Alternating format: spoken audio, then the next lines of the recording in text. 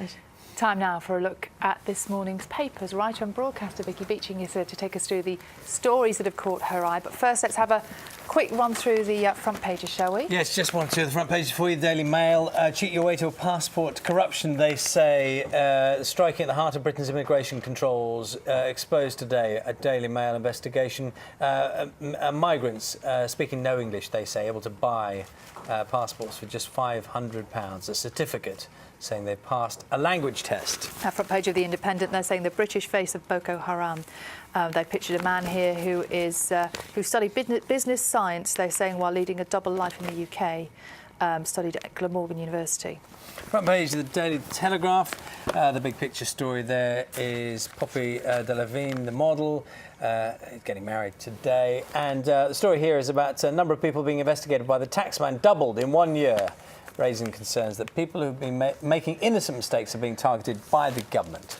Vicky, morning to you. Good morning. You've picked some interesting stories this morning, and you're going to start with a story in the Times, I think it is, about maternity leave. Yeah, it's an interesting story. So one of the UK's top businesswomen, Harriet Green, who's the CEO of Thomas Cook, has come out saying she thinks that a year's maternity leave is actually too much for women because they lose confidence so quickly at home. And she's come under fire for saying this because it does potentially sound quite sexist, but she's made some more positive contributions, which are sort of exploring how you could approach maternity leave with a bit more creativity. So maybe have a set number of weeks, divvy it up between the different people in the relationship, you know, try and bring in a bit more equality and diversity, let fathers take a bit of a turn. So I think she's contributed some good things. That's difficult, isn't it? Because lots of people would say that a short maternity leave could perhaps be confidence sapping too, because you're not ready to go back to work. Exactly. Well, she's also saying that women come under so much pressure to do everything, and that we do need to choose wisely what we do and not spread ourselves too thin, not feel under those pressures to be superwoman and be able to accomplish everything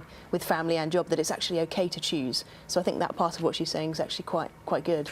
Yeah, difficult question. That's tricky there, though, isn't it? Because by defining it as long and short maternity leave, you are necessarily making a judgment about it, aren't you? Exactly, effectively, you're saying long is too long. Right, and it's a very personal thing, isn't it? Only you really know how much time you need with your child or away from the workplace. Or want or need. Exactly. I think if there should be a lot more creativity and flexibility, I think, it's about choice, to isn't personalise it. Yeah. Your story from the Daily Mirror. This has been an amazing journey. I don't know if you've followed it on Twitter, but Stephen Sutton, he is a 19-year-old who unfortunately passed away this week, but he just blew up social media with this inspiring story about his desire to raise money. He's raised £3.7 million for a teenage charity trust, and I know many people, myself included, really grew to love him on Twitter.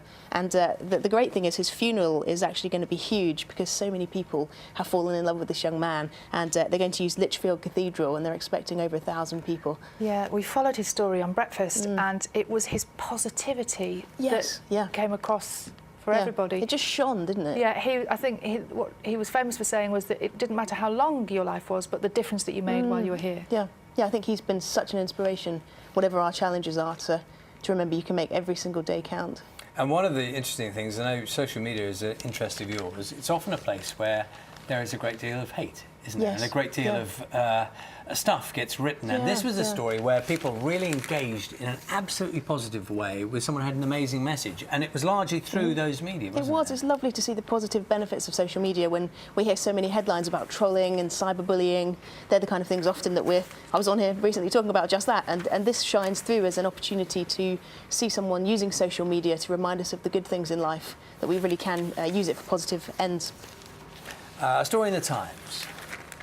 This is very embarrassing. I think a certain young man is never, ever going to live this down. I love this. So there's the mother of a hard-working Cambridge student feels like he's working too hard to find a date to the May ball, the big annual ball there. And so she's advertised on Gumtree to actually find him a date. Now, the only specifications are that the person has to be blonde, female and talkative, and that the profiles have to be submitted to the mother, and that she will then choose the winner. Cue thousands of women running the other way. And cue this poor chap who's unnamed, who's never going to live this down. Are their names named? I mean, let's not say them now, but they're thankfully not. Good. No, thankfully not. But okay. So how would you have felt about that? How would you have felt about your mum advertising for a date for you? Can't imagine anything worse. Yes. Poor boy. Unbelievable. And how does she even know? He might have lots of dates. Yeah. She thinks he's working far too hard to really pay attention to finding a suitable female. But I would just love to see this mother with the kind of spread of profiles on her desk, going through, like, maybe doing interviews. She's going to cover all the expenses, and they're expensive balls. It's often about £150 a ticket. So, So if you're blonde, talkative, aged 19 to 22, with an honest and sincere attitude, well, that's quite nice. I just fall outside that catchment, unfortunately. Yeah. But, I mean, I could put myself forward. Do you want this last story you picked up? I think we saw some pictures of it earlier on. Is bees turn up in unusual places sometimes, don't they? So random. So Topshop in Victoria in London, an average day, imagine you're in there buying a pair of jeans, suddenly 5,000 bees descend on the store, and everybody was just absolutely horrified. People didn't know what to do. Eventually they brought in beekeepers and smoked them out, and apparently they relocated them on the roof of Westminster Abbey. But so apparently what was it? Doing here? Hiding.